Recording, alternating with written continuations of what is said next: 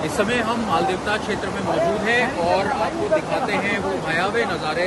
देखिए किस तरह से मालदेवता को जोड़ने वाली जो सड़क है वो पूरी तरीके से बह गई है, क्योंकि 3 नदियों का यहाँ पर संगम होता है और सोम के साथ साथ जो बांदल नदी है, बाल्दी नदी है, वो मिलती है। और कह सकते हैं कि जब बादल फटने की घटना हुई, जैसे कि ग्रामीण और क्षेत्रीय लोग बता रहे हैं, उसके बाद जब पानी तेजी से आने लगा तो उसके थपेड़े से ये पूरा पुश्ता बह गया और रोड का एक बड़ा हिस्सा बह गया है। उस तरफ से भी लोग देखे जा सकते हैं, लोग वहाँ पे खड़े हैं और वहाँ पर भी देख रहे हैं कि एक उम्मीद हो सड़क बने और जिस तरह से जो मुख्य धारा से गाँवों को जोड़ना है, चाहे वो सकलाना गाँव हो, द्वारा गाँव हो या फिर आगे के जो गाँव हैं, उनको जोड़ने की कवायद चलेगी। अभी हमने हाल ही में बात की है यहाँ के विधायक उमेश शर्मा जी से और उनका कहना है कि इसके बाद कार्रवाई शुरू कर दी जाएगी और लगातार जो ये आफत जो देहरादून में बरसी है, इसने न सिर्फ रायपुर, मालदेवता, सहस्त्रधारा बल्कि दूसरे क्षेत्रों में भी तबाही मचाई है। तपकेश्वर में भी हमको देखने को मिला। रात को ये देखा, पहले तो हमने जो ये आवाज़ें देखी, जो बिजली कड़कने की पहले आवाज़ें देखी, जिससे कि भयानक कड़कती हुई बिजली, और हम बाहर निकले। बाहर निकलने से क्या होगा, जब हम बाहर आए तो लोहे के पाइप और बड़े बड़े पेड़ और पत्थरों की जो आवाज़ें थी, ये सब चल रहा था। हम बाहर आते ही हमने देखा पहले कि तो एकदम से जो नदी का बहाव है बहुत ज़्यादा बढ़ चुका था, और हम आते आते जो लोहे के पाइप और यहाँ पर एक फूड वैन हुआ करती थी, वो फूड वैन जैसे गिरते हम उसकी आवाज़ सुनते हम यहाँ को आए। जब हम यहाँ आए तो हमने देखा कि वहाँ से कम से कम आप देखते 100 मीटर से आगे रोड कटना शुरू हो गई थी, और हमारे देखते देखते कम से कम 1:30 बजे का मंजर रहा होगा। 1:30 बजे में जितना आप ये पोर्शन देख रहे हैं, ये जो मालदेवता का जो ये कम से कम 25 से लेकर 30 गाँव को कवर करती है, ये बिल्कुल साफ हो चुकी थी ये रोड। और जब ये रोड साफ हो गई तो हमने जितने भी गाँव है, जितना हम संपर्क हो पाया, हमने सबको सूचनाएं दी है। रात को ग्रुप के माध्यम से, कॉल के माध्यम से लोगों को। कितने गांव हैं आगे पूरी तरीके से कनेक्टिविटी टूट चुकी है? कनेक्टिविटी जो ये कम से 25 से लेकर 30 गांव यहाँ पे सकलाना पट्टी पड़ती है, और यहाँ पर भटबेड़ी है जो पट्टी पड़ती है, और सकलाना पट्टी पे कम से कम जहाँ तक 15 गाँव के अराउंड आते हुए, और ये आपके 15 से गाँव ये भटबेड़ी में आते हुए। तो उसमें क्या हुआ कि जब हमें सूचना दी गई, जब हमें रात को कि ऐसा ये मंजर क्यों हुआ, तो वहाँ से बताया गया कि हमारे सहस्त्रधारा में वहाँ पे बादल फटा। दूसरा या छमरोली पुलिस वैसा से एक गाँव की जगह वहाँ पे बादल फटा। सकलाना पट्टी में एक जगह गोठ ग्राम है, वहाँ पर बादल फटा, और ऐसे पूछते पूछते कम से कम 4 जगह बादल फटे थे। और बादल फटने जब वहाँ से फटे हैं तो यहाँ पर जो मंजर रहा रात का, तो जितने यहाँ पर हम खड़े हैं तो इतना हमसे ऊपर वो नदी का बहाव रहा, और जब वो बहाव जो पत्थर थे, जो पत्थरों का ये मैं आपको बता नहीं सकता, आपको कितने बड़े बड़े पत्थर, पाइप, और जो यहाँ पे जिसकी जो रोजी रोटी ट्यूबवेल थी वो भी यहाँ पर समाप्त हो गई।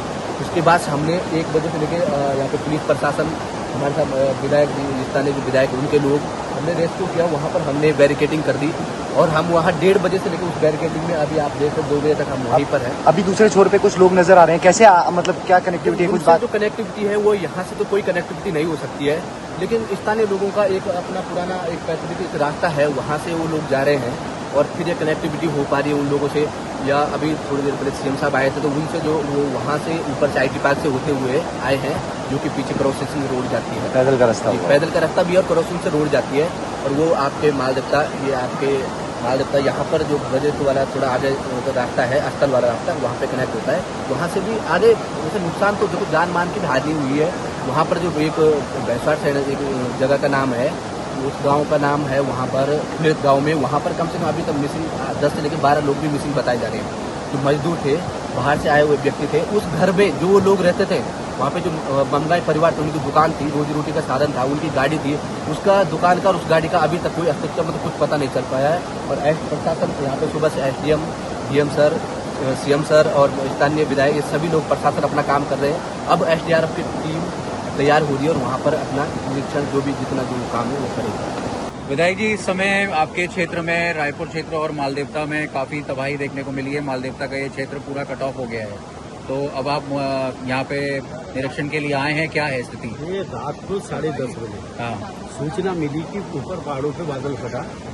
10:30 बजे पूरे पुलिस प्रशासन, जिला प्रशासन को सूचना दी गई, जिससे कि ये हमारे मालदेवता रायपुर से लेके डोईवाला और रायवाला तक सब लोगों को अलर्ट किया गया। नदियों के किनारे से हटाया गया, नदी रिस्पना के किनारों से हटाया गया। अगर ये सूचना 10:30 बजे ना आती तो बहुत जन हानि होती। आज जन हानि तो हम बचा गए, लेकिन ये जो हानि हुई है अभी आंकलन हो रहा है। जो ऊपर जहाँ जहाँ पहाड़ों पर लोग दबे हैं या जहाँ ये बादल फटे हैं, अभी पूरे का सर्वे होकर शाम तक रिपोर्ट आ जाएगी। क्योंकि ये 3 नदियाँ हैं, ये सोंग, बाल्दी और बांदल। इनमें अब तो बहुत मतलब 1/3 भाग भी नहीं पानी का रहा। सुबह तो जहाँ हम खड़े हैं इससे भी 5-5, 10-10 फुट ऊंची लहरें से पानी आ रहा था।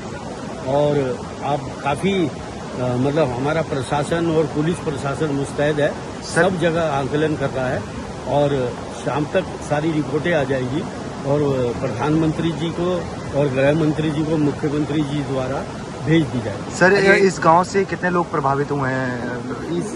ये जो रोड वॉश हुआ है, ये जो है इससे ये सारा सकलाना बेल्ट आनंद चौक तक ये टीवी वाला उनका मुख्य मार्ग है और इसमें कई गांव लगेंगे जिनका ये मुख्य मार्ग क्षतिग्रस्त हुआ। तो अभी उनको आने जाने के लिए उनके लिए कोई वैकल्पिक मार्ग बनेगा? एक है, ये स्थल है यहाँ से, जहाँ से मुख्यमंत्री जी आए थे और वो गए थे सुबह, हम लोग गए थे, लेकिन हम इसको भी 3-4 दिन में इसको भी तैयार करने की करेंगे।